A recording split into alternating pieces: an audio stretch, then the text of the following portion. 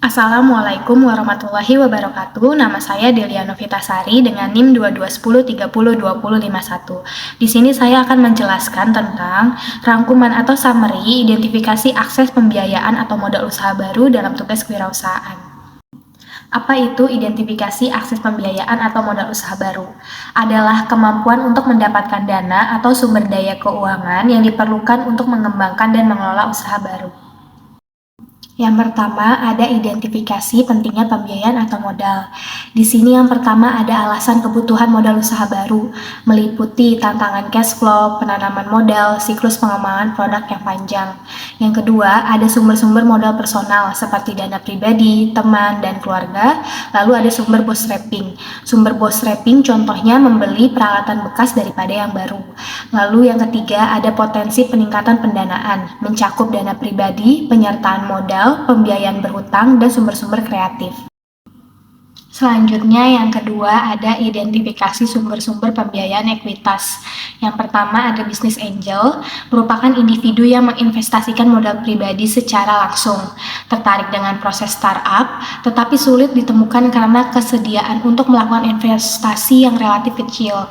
Lalu yang kedua ada venture capital, bagian penting dari memperoleh dana modal ventura adalah melalui proses due diligence atau uji kelayakan.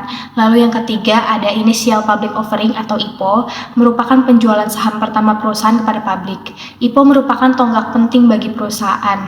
Motivasi perusahaan untuk go public salah satunya adalah untuk meningkatkan modal guna membiayai operasi saat ini dan masa depan.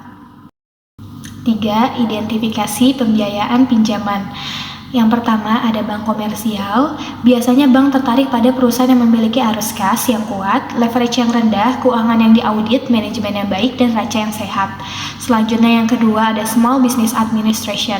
Pinjaman untuk usaha kecil yang tidak dapat memperoleh kredit di tempat lain. Lalu syarat mengajukan pinjaman pun tanpa jaminan, dapat digunakan hampir semua tujuan bisnis yang sah. Contoh yang paling terkenal untuk usaha kecil yaitu KUR. Yang ketiga, ada sumber-sumber pinjaman lain, meliputi teman dan keluarga, kartu kredit, jaringan langganan peer-to-peer, lalu organisasi yang meminjamkan uang ke kelompok. Yang terakhir, yang keempat, ada identifikasi sumber-sumber kreatif pembiayaan dan modal. Yang pertama ada leasing atau sewa, di mana keuntungan utama dari leasing adalah memungkinkan perusahaan mengakuisisi penggunaan aset dengan uang muka sangat sedikit atau tidak sama sekali. Lalu kebanyakan pengusaha menganggap leasing sebagai alternatif untuk ekuitas atau pembiayaan hutang.